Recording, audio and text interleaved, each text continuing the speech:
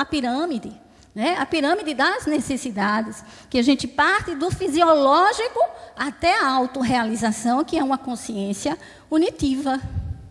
Então, são vários graus que a gente, como ser, como indivíduo, como ser humano, não é, vai atravessando.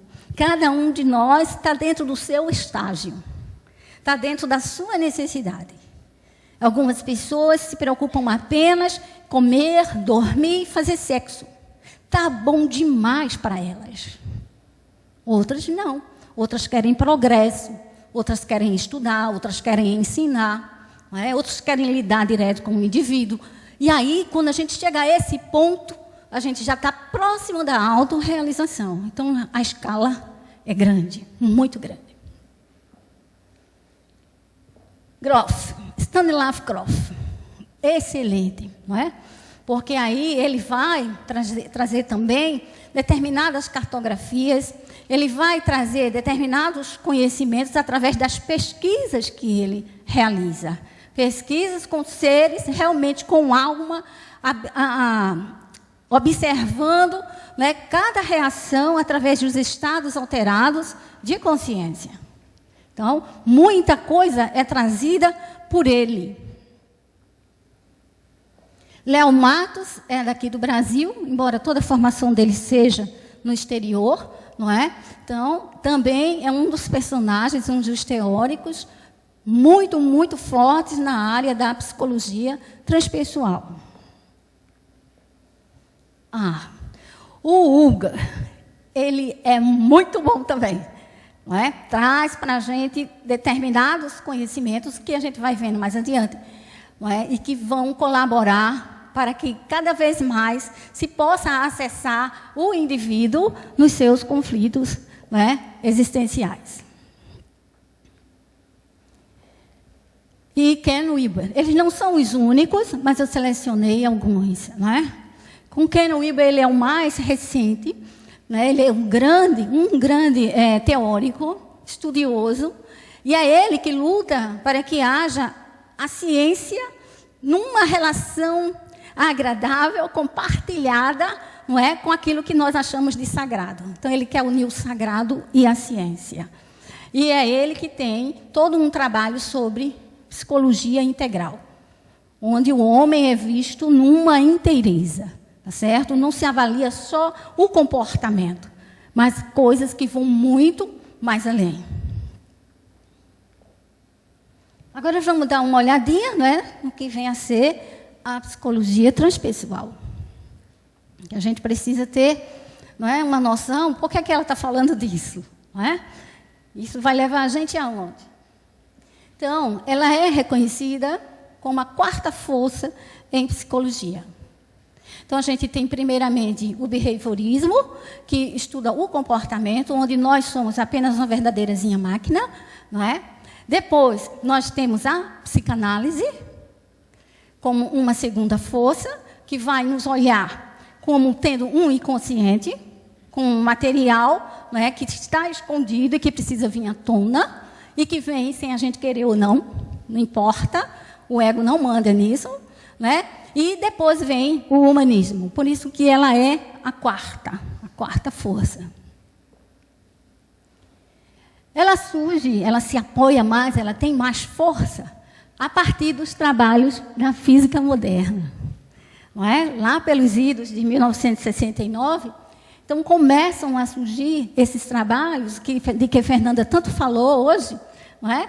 E é esse processo da física quântica, esse novo olhar, que vai fazer com que terapeutas, psicólogos, estudiosos, teóricos da psicologia se interessem, né? Não só psicologia, mas psiquiatria também, principalmente, se interessem para ir a fundo através, né, de toda essa condição de estado alterado. Porque sem isso a gente não consegue, né?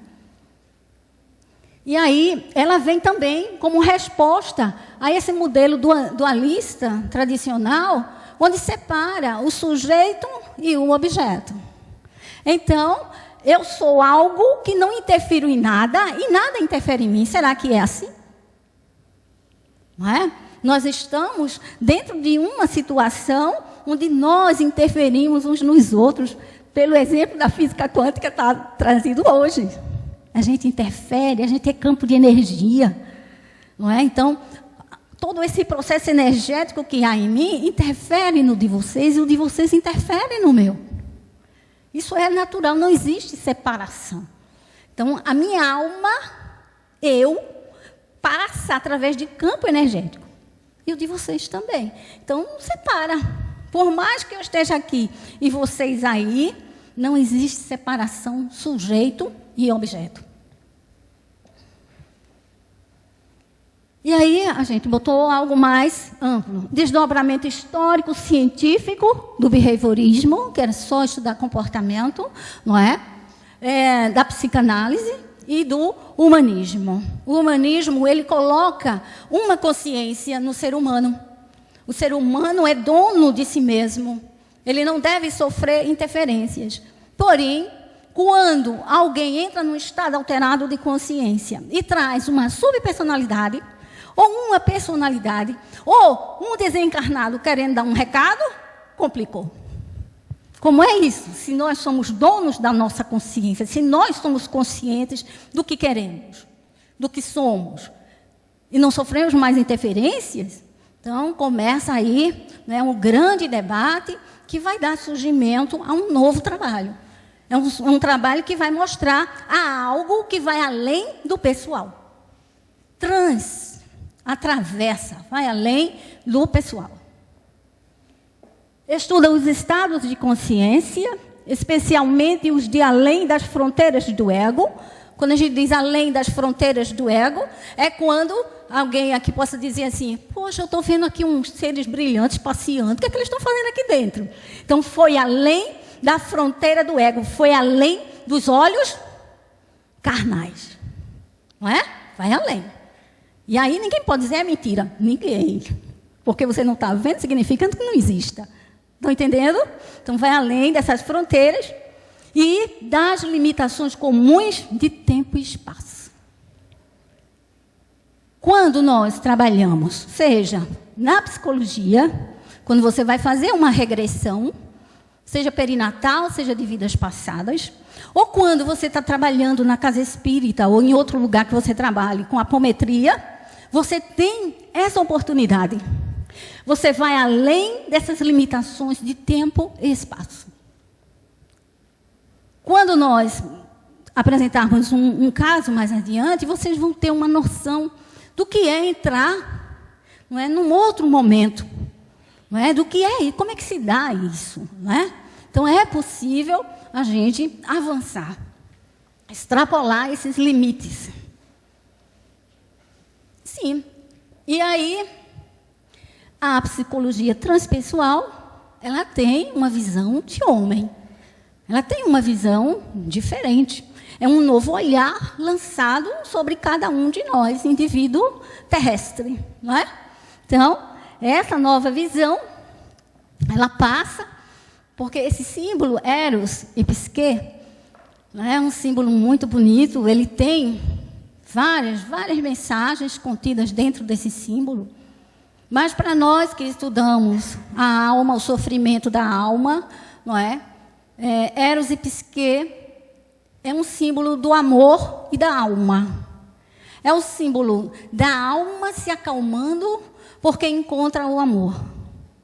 É muito interessante. Psique era uma morte, isso é mitologia, claro, mas nós sabemos que os mitos, eles existem para nos explicar coisas que nós não alcançamos naturalmente. Então, precisamos muitas vezes da própria mitologia para, através daquela imagem, podermos trabalhar algo em nós mesmos e nos compreender e melhorar a nossa vida. Nunca vai ser para piorar, não tem sentido.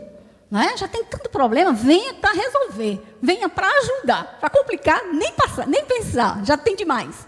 Então, Eros e Psique eram uma mortal, não é? Que estava incomodando Afrodite, mãe de Eros, e ela manda Eros matar Psique. Só que Eros se apaixona por ela. E aí casa com ela. Quando ele casa com ela, ele pede, nunca olhe diretamente para mim, porque eu quero que você me ame verdadeiramente. E aí ela não olha. Ela não consegue, ele está sempre evitando ser visto, embora ame muito a sua mulher, que é Psique. E aí, um belo dia, Psique, intuída pelas irmãs, orientada pelas irmãs invejosas, ela resolve olhar Eros. E acende uma vela no quarto para olhá-lo direitinho e fica abismada, maravilhada com a beleza de Eros. Só que cai um pingo de vela, da vela quente, em cima dele e ele desperta. E aí ele se separa dela. Ele se separa e devolve ela para a família, e ela passa momentos horríveis. A Afrodite vai magoá-la. Tem uma história toda aí, então ela sofre muito. Até que um dia, Eros retorna, né, e vai. Aí é o momento onde ele vai, porque ela ia morrer, ele vai então e captura. Né, evita que ela caia num precipício e a defende e a torna imortal. Mas aí o que isso quer dizer? Que a alma sofre muito por conta das suas próprias falhas. Psique perde esse direito de ser feliz com Eros, com o amor, porque ela trazia em si várias falhas, inclusive da curiosidade. Então, a partir do momento que ela padece, ela entende que fez errado e vai vivendo, se arrepende, uma série de coisas, como nós aqui na Terra, né? A gente vai vivendo, vai apanhando, vai aprendendo as coisas até se melhorar. Então, acontece com ela também. Por isso existe esse símbolo, Eros e Psique. Mas a visão de homem, né, a maneira como a psicologia transpessoal olha você no momento em que você chega no consultório, no momento em que ele encontra em algum ponto mais isolado, a maneira como olha o homem também de modo geral, para qualquer situação na vida. Então, o homem é visto em sua totalidade, física, emocional, mental, existencial e espiritual. É muita coisa, não é? Então, quando nós olhamos para alguém, e esse alguém está com algum problema, com dificuldade, ou criando dificuldade, a gente precisa olhar tudo isso. Como é que essa pessoa está organicamente? Como é que anda o emocional? Como é que ela alimenta algum tipo de pensamento extremamente negativo, repetitivo? Né? Ela tem problemas existenciais. Há pessoas que não se sentem bem em determinados ambientes porque acham que está todo mundo olhando para ela e vendo o defeito dela. Quando, na realidade, o defeito é dela, ela é quem conhece, quem está vendo é ela e ninguém está aí. E isso incomoda a ponto de tornar um hábito ou um comportamento, né, alguma coisa que é incapacitante. Ela não quer mais ir para a festa, ela não quer mais ir não sei para onde. Ela vai se fechando para o mundo por um problema.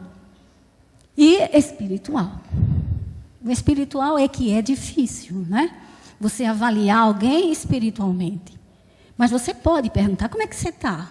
Né? Você vai pelos pilares básicos. Os pilares básicos do trabalho, do afeto, do lazer e da espiritualidade. Como é que está? O que é que você faz em termos de espiritualidade? Não é? Que envolve a consciência egóica. A consciência egóica é essa limitação nossa atual, o que nós somos agora, simplesmente, e a sua transcendência. O que nós somos além disso. Não é? O que mais nós somos? Então, essa maneira de ver o homem como um ser multidimensional. Nós temos muitas dimensões, certo? E agora os fundamentos filosóficos e os pressupostos, porque é uma ciência. E se é uma ciência, ela tem que ter seus fundamentos, certo? Um dos fundamentos, né, acho que o primeiro que foi chamando a atenção é essa filosofia perene. É um conhecimento tradicional que vem através dos tempos e que existe em toda e qualquer doutrina, em todo e qualquer conhecimento, em todo lugar onde se busca a verdade, existe uma essência que é comum a todos. A todos, então não adianta fugir. Então, isso é chamado de filosofia perene. O humanismo, vejam que essa figura de Leonardo da Vinci, ela indica o homem perfeito. Se você for medir, são todas as medidinhas do ser humano, corpo físico perfeito. E não é por aí. O homem é muito mais do que isso, é muito mais do que uma matéria. Ele tem uma consciência, ele pensa, não é? A fenomenologia. A fenomenologia também é outra ciência que vem e que vai sendo assimilada, né, pela psicologia, para chegar à psicologia transpessoal.